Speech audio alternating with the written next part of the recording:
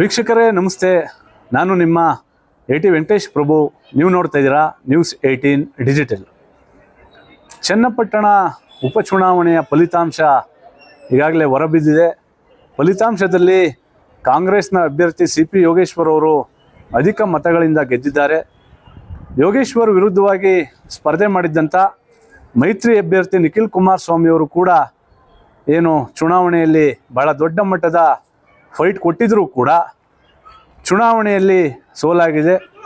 ಈ ವಿಚಾರವಾಗಿ ಏನು ಕೇಂದ್ರ ಸಚಿವ HD ಕುಮಾರಸ್ವಾಮಿ ಅವರು ಹಾಗೆ ನಿಖಿಲ್ ಕುಮಾರಸ್ವಾಮಿ ಅವರು ಕ್ಷೇತ್ರದ ಮತದಾರರಿಗೆ ಹಾಗೆ JDS ಪಕ್ಷದ ಕಾರ್ಯಕರ್ತರು ಮುಖಂಡರಿಗೆ ಕೃತಜ್ಞತೆಯನ್ನು ಸಲ್ಲಿಸುವ ಸಭೆಯನ್ನು ಕೂಡ ಈಗಾಗಲೇ ಮಾಡಿದ್ದಾರೆ. ಏನು ಪ್ರಮುಖವಾಗಿ ಕೃತಜ್ಞತಾ ಸಭೆಯಲ್ಲಿ ಕುಮಾರಸ್ವಾಮಿಯವರು ನಿಖಿಲ್ ಕುಮಾರಸ್ವಾಮಿಯವರು ಮಾತನಾಡಿರುವಂಥ ವಿಚಾರ, ಯಾವುದೇ ಕಾರಣಕ್ಕೂ ಕೂಡ ಭವಿಷ್ಯದ ದಿನಗಳಲ್ಲಿ ಚನ್ನಪಟ್ಟಣ ಕ್ಷೇತ್ರವನ್ನು ಬಿಟ್ಟು ಹೋಗುವ ಪ್ರಶ್ನೆ ಇಲ್ಲ ಎಂಬ ಸ್ಪಷ್ಟ ಸಂದೇಶವನ್ನು ಕುಮಾರಸ್ವಾಮಿಯವರು ಹಾಗೆ ನಿಖಿಲ್ ಕುಮಾರಸ್ವಾಮಿಯವರು ಕ್ಷೇತ್ರದ ಜನರಿಗೆ ಕೊಟ್ಟಿದ್ದಾರೆ. ಏನು ಪ್ರಮುಖವಾಗಿ ಚುನಾವಣೆಯಲ್ಲಿ ಸೋಲಾದಂಥ ಹಿನ್ನೆಲೆ ನೈತಿಕ ಹೊಣೆಯನ್ನು ಹೊತ್ತು ತನ್ನ ಅಧ್ಯಕ್ಷ ಸ್ಥಾನಕ್ಕೆ ರಾಜೀನಾಮೆಯನ್ನು ಕೊಡ್ತೇನೆ ಎನ್ನುವಂಥ ವಿಚಾರವನ್ನು ಚನ್ನಪಟ್ಟಣ ತಾಲೂಕು JDS ಅಧ್ಯಕ್ಷ ಜಯಮುತ್ತು ಅವರು ಪ್ರಸ್ತಾಪವನ್ನು ಮಾಡಿದ್ರು. ಆದರೆ ಈ ಸಂದರ್ಭದಲ್ಲಿ ಮಧ್ಯಪ್ರವೇಶವನ್ನು ಮಾಡಿದಂಥ ಕುಮಾರಸ್ವಾಮಿಯವರು ಮತ್ತು ನಿಖಿಲ್ ಕುಮಾರಸ್ವಾಮಿಯವರು ಚುನಾವಣೆಯ ಏನು ಸೋಲು ಎಲ್ಲರ ಜವಾಬ್ದಾರಿ ಆಗಿರುತ್ತದೆ. ಚುನಾವಣೆಯಲ್ಲಿ ಬಹಳ ಪ್ರಾಮಾಣಿಕವಾಗಿ ಪಕ್ಷದ ಕಾರ್ಯಕರ್ತರು ಮತ್ತು ಮುಖಂಡರು ಕೆಲಸವನ್ನು ಮಾಡಿದ್ದಾರೆ.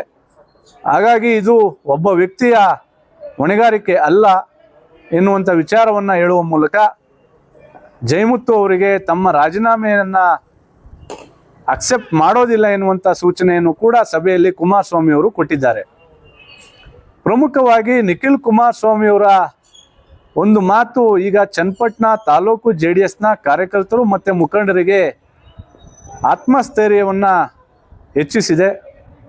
ಆ ಒಂದು ಹೇಳಿಕೆ ಏನಂದರೆ, ಚುನಾವಣೆಯಲ್ಲಿ ಸೋಲಾಗಿರ್ಬೋದು, ಆದರೆ 87,000 ಮತಗಳನ್ನು ಕೊಟ್ಟಿರುವಂಥ ಚನ್ನಪಟ್ಟಣ ಕ್ಷೇತ್ರದಲ್ಲಿ ನನಗೆ ಜನಬೆಂಬಲ ಬಹಳ ಉತ್ತಮವಾಗಿ ಸಿಕ್ಕಿದೆ.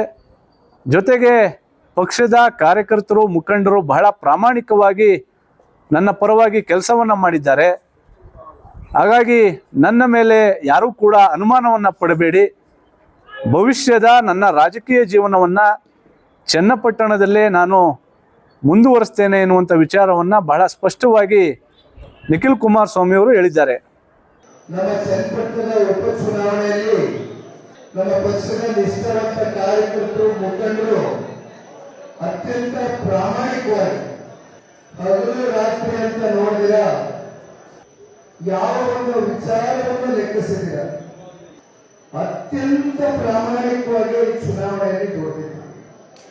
ಈ ಒಂದು ಉಪಚುನಾವಣೆಯ ಸಂಪೂರ್ಣ ಈ ಒಂದು ಫಲಿತಾಂಶದ ಜವಾಬ್ದಾರಿಯನ್ನು ನಾನೇ ಹೊರ್ತೇನೆ ಅಂತಕ್ಕಂಥ ಮಾತನ್ನ ದಯಮಾಡಿ ವಾಪಸ್ ತಗೊಳ್ಬೇಕಾಗ್ತದೆ.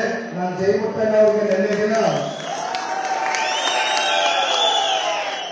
ನನ್ನ ದೂರವಾಣಿಯಲ್ಲಿ ಮಾತನ್ನ ಹೇಳಿದ್ರು. ನಾನು ಅವ್ರ ಮಾತು ಹೇಳಿದೆ, ಜಯಮುತ್ತಣ್ಣ ಅವರೇ, ಈ ಉಪಚುನಾವಣೆಯ ಫಲಿತಾಂಶ ನಾವು ಸಾಮೂಹಿಕವಾಗಿ ತೆಗೆದುಕೊಳ್ಬೇಕಾಗ್ತದೆ. ಇದು ಯಾವ ಒಬ್ಬ ವ್ಯಕ್ತಿ ಮೇಲೆ ಎಲ್ಲಾ ಜವಾಬ್ದಾರಿಯನ್ನು ವಹಿಸಿ ನಡೆದಂತ ಉಪಚುನಾವಣೆ ಅಲ್ಲ. ನಾವು ಇವತ್ತೊಂದು ಮಾತಾಡೋದು, ನಾಳೆ ಒಂದು ಮಾತಾಡೋದು, ಈ 2 ವರ್ಷ ಕಳೆದ ಮೇಲೆ ನಮ್ಮ ಮನುಷ್ಯ ಇಚ್ಛೆ ಅಂತ ತೀರ್ಮಾನ ತಗೊಳ್ತಕ್ಕಂಥ ವ್ಯಕ್ತಿತ್ವನಲ್ಲ. ದಯಮಾಡಿ ನಮ್ಮ ಜೊತೆಯಲ್ಲಿ ಕೈ ಜೋಡಿಸಿ. ನಾನು ಸುಮ್ಮನೆ ಮನೆಯಲ್ಲೇ ಕೂತಲ್ಲ.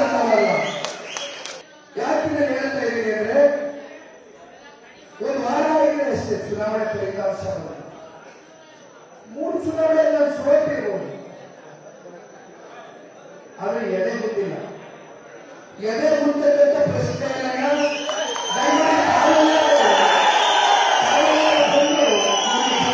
ನಿಂತು ಧೈರ್ಯ ತುಂಬಿಸಬೇಕಾದ್ರೆ ಇವತ್ತೇ ಕೊನೆ. ಯಾರು ನಿಮ್ಮ ಕಣ್ಣಲ್ಲಿ ನೀರು ಹಾಕಬಾರ್ದು. ದಯಮಾಡಿ ಚೆನ್ನಾಗಿ ಕಿಚ್ಚು ಮೈಗೆ ರೂಢಿಸ್ಕೊಳ್ಳುವ ಸಲಹೆ. ನಾವು ಸತ್ತಿಲ್ಲ, ಸೋತಿದ್ದೀವಿ ಅಷ್ಟೇ. ಇನ್ನು 36 ವರ್ಷ ವಯಸ್ಸು. ಎಂತೆಂತ ಏಳು ಬೀಳುವ ಸಂಬಂಧಿ ದೇವೇಗೌಡರು ಕುಮಾರಣ್ಣವರು ನೋಡಿಲ್ಲ. ಎಂತೆಂತ ಚುನಾವಣೆಗಳಲ್ಲಿ ಎದುರಿಸಿಲ್ಲ. ಒಂದು ಉಪಚುನಾವಣೆಗೆ ಇಷ್ಟು ಗುತ್ತಿಗೆಟ್ಟರೆ ನಿಂಗಣ್ಣ. ಒಂದು ನಿಮಿಷ ನಾವು ಒಂದು ಮಾತು ಹೇಳಿದ್ದೇನೆ. ಯಾವ ಗ್ರಾಮೀಣದಿಂದ ಕೇರಳದಲ್ಲಿ ನನ್ನ ಕಾರ್ಯಕರ್ತರ ಮುಂದೆ ಇವತ್ತೊಂದು ಶಪಥ ಪಡ್ತಾ ಇದ್ದೇನೆ, ಶಪಥ ಹಿಡಿತಾ ಇದ್ದೇನೆ. ಯಾವ ಗ್ರಾಮೀಣ ಜಿಲ್ಲೆಯಿಂದ ಚಂದ್ರಗ್ರಹವನ್ನು ಖಾಲಿ ಮಾಡಿಸಿದ್ದೇವೆ ಅಂತ ಹೇಳ್ತಾರೆ. ಅದೇ ನಾಯಕರುಗಳಿಗೆ ಕಾಂಗ್ರೆಸ್ ಉತ್ತರ ನನ್ನ ಕಾರ್ಯಕರ್ತರಿಂದ ಮುಂದಿನ ವಿಧಾನಸಭೆ ಚುನಾವಣೆಯಲ್ಲಿ ರಾಮನಗರ ಜಿಲ್ಲೆಯ 4 ಸ್ಥಾನಗಳು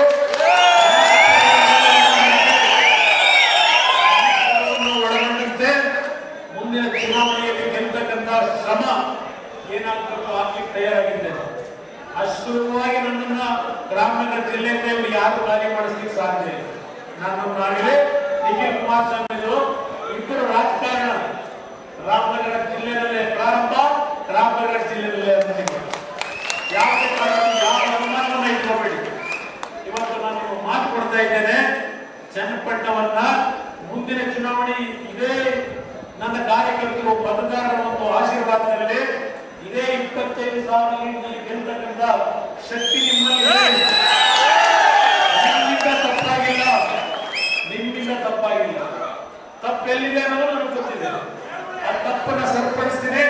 ನಿಮ್ಮಲ್ಲಿ ಯಾರಲ್ಲೂ ನಮ್ಮಿಂದ ಏನೋ ಅನ್ಯಾಯ ಮಾಡಿಕೊಂಡು ನಿಖಿಲ್ ಕುಮಾರಸ್ವಾಮಿ ಗುರುತಿರಬಾರದು.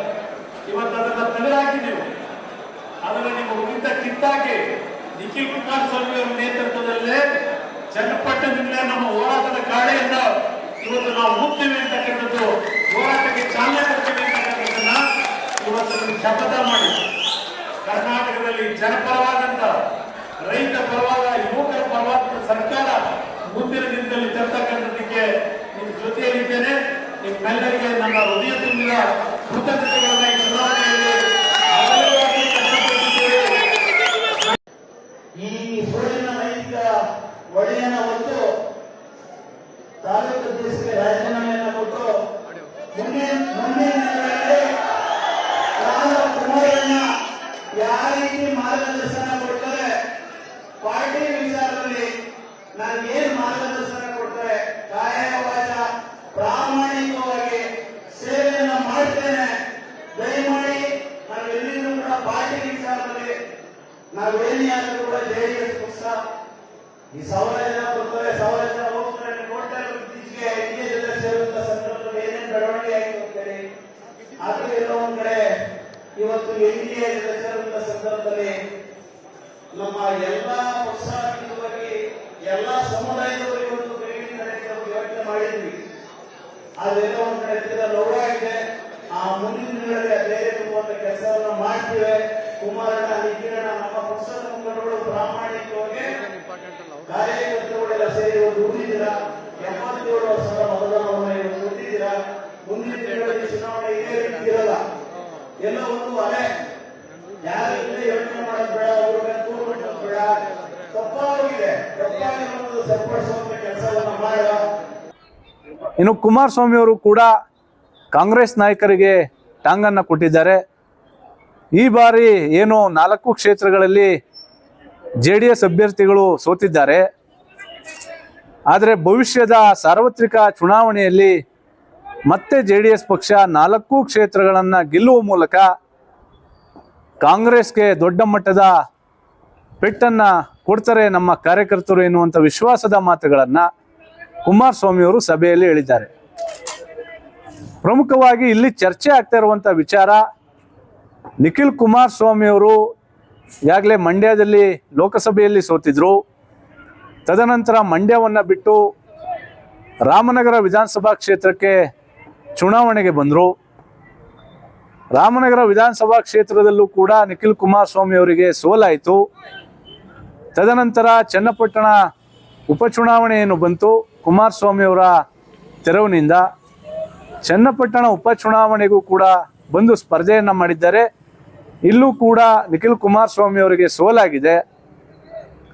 ಆದರೆ ಮತ್ತೆ ಭವಿಷ್ಯದಲ್ಲಿ ಅವರು ಚನ್ನಪಟ್ಟಣ ಕ್ಷೇತ್ರವನ್ನು ಬಿಡುವ ಕೆಲಸವನ್ನು ಏನಾದರೂ ಮಾಡಿದ್ರೆ ಅದು JDS ಪಕ್ಷಕ್ಕೆ ಜೊತೆಗೆ ನಿಖಿಲ್ ಕುಮಾರಸ್ವಾಮಿ ಅವರ ರಾಜಕೀಯ ಬದುಕಿಗೆ ಯಾವ ರೀತಿಯಾದಂಥ ಒಂದು ಪರಿಣಾಮ ಬೀರಬಹುದು ಎನ್ನುವಂಥ ಲೆಕ್ಕಾಚಾರಗಳು ಕೂಡ ಇದ್ದಾವೆ.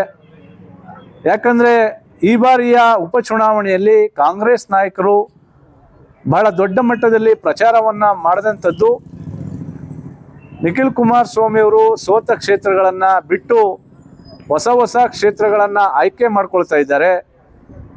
ಹಾಗಾಗಿ ಅವರಿಗೆ ಜನ ಆಶೀರ್ವಾದವನ್ನು ಮಾಡಬಾರ್ದು, ಅವರು ಟೂರಿಂಗ್ ಟ್ಯಾಕಿಸ್ ಅಂತೇಳಿ ಬಹಳ ದೊಡ್ಡ ಮಟ್ಟದ ಟೀಕೆಗಳನ್ನು ಮಾಡಿದರು. ಆದರೆ ಈ ಸಂದರ್ಭದಲ್ಲಿ ಕೃತಜ್ಞತಾ ಸಭೆಯಲ್ಲಿ ನಿಖಿಲ್ ಕುಮಾರಸ್ವಾಮಿ ಅವರು ಮಾತನಾಡುವಂಥ ಸಂದರ್ಭದಲ್ಲಿ ಭವಿಷ್ಯದ ದಿನಗಳಲ್ಲಿ ಚನ್ನಪಟ್ಟಣ ಕ್ಷೇತ್ರವನ್ನು ಬಿಡುವಂಥ ಪ್ರಶ್ನೆ ಇಲ್ಲ ಎಂಬ ಮಾತನ್ನು ಹೇಳಿದ್ದಾರೆ. ನನ್ನ ರಾಜಕೀಯ ಜೀವನವನ್ನು ಚನ್ನಪಟ್ಟಣದಿಂದ ಮತ್ತೆ ನಾನು ಪ್ರಾರಂಭವನ್ನು ಮಾಡ್ತೇನೆ, ರಾಜ್ಯದಾದ್ಯಂತ ಪಕ್ಷ ಸಂಘಟನೆಯನ್ನು ಮಾಡ್ತೇನೆ ಎನ್ನುವಂಥ ವಿಚಾರವನ್ನು ನಿಖಿಲ್ ಕುಮಾರಸ್ವಾಮಿ ಅವರು ಹೇಳಿದ್ದಾರೆ. ಆದರೆ ಭವಿಷ್ಯದ ದಿನಗಳಲ್ಲಿ ಮತ್ತೆ ಏನಾದರೂ ಚನ್ನಪಟ್ಟಣ ಕ್ಷೇತ್ರವನ್ನು ನಿಖಿಲ್ ಕುಮಾರಸ್ವಾಮಿ ಅವರು ಬಿಟ್ಟಿದ್ದೇ ಆದರೆ ತಮ್ಮ ರಾಜಕೀಯ ಜೀವನದಲ್ಲಿ ಮತ್ತೆ ಅವರಿಗೆ ಪೆಟ್ಟಾಗುವಂಥ ಸಾಧ್ಯತೆಗಳು ಕೂಡ ಇದೆ ಎನ್ನುವಂಥ ಲೆಕ್ಕಾಚಾರಗಳು ಈಗ ಕ್ಷೇತ್ರದ ಮತದಾರರು ಹಾಗೆ JDS ಪಕ್ಷದ ಕಾರ್ಯಕರ್ತರು ಮುಖಂಡರಲ್ಲಿ ಮನೆ ಮಾಡಿದೆ. ಹಾಗಾಗಿ JDS ಪಕ್ಷದ ನಾಯಕರು ಜೊತೆಗೆ ಮುಖಂಡರ ಜೊತೆಗೆ ಬಹಳ ದೊಡ್ಡ ಮಟ್ಟದಲ್ಲೇ ಒಂದು ಚರ್ಚೆಯನ್ನು ಮಾಡಿ ನಿರ್ಧಾರವನ್ನು ಮಾಡಿದ್ದಾರೆ. ಭವಿಷ್ಯದ ಚುನಾವಣಾ ರಾಜಕೀಯವನ್ನು ಮತ್ತೆ ಚನ್ನಪಟ್ಟಣದಿಂದಲೇ ಪ್ರಾರಂಭವನ್ನು ಮಾಡ್ತಾರೆ ಎನ್ನುವಂಥ ಮಾಹಿತಿಗಳು ಕೂಡ JDS ಮೂಲಗಳಿಂದ ಬರ್ತಾ ಇದ್ದಾವೆ. ಆದರೆ ಮತ್ತೆ ನಿಖಿಲ್ ಕುಮಾರಸ್ವಾಮಿ ಅವರು ಚನ್ನಪಟ್ಟಣದಿಂದಲೇ ಸ್ಪರ್ಧೆಯನ್ನು ಮಾಡ್ತಾರಾ ಅಥವಾ ಮತ್ತೊಮ್ಮೆ ಕ್ಷೇತ್ರದ ಬದಲಾವಣೆಯನ್ನು ಮಾಡ್ತಾರಾ ಎಂಬುದಕ್ಕೆ ಕಾಲ ಉತ್ತರವನ್ನು ಕೊಡಬೇಕಾಗಿದೆ. ನಿಖಿಲ್ ಕುಮಾರಸ್ವಾಮಿ ಅವರು ಏನೆಲ್ಲ ಮಾತನಾಡಿದ್ದಾರೆ ಆ ಎಲ್ಲ ವಿಡಿಯೋಗಳು ಇಲ್ಲಿವೆ.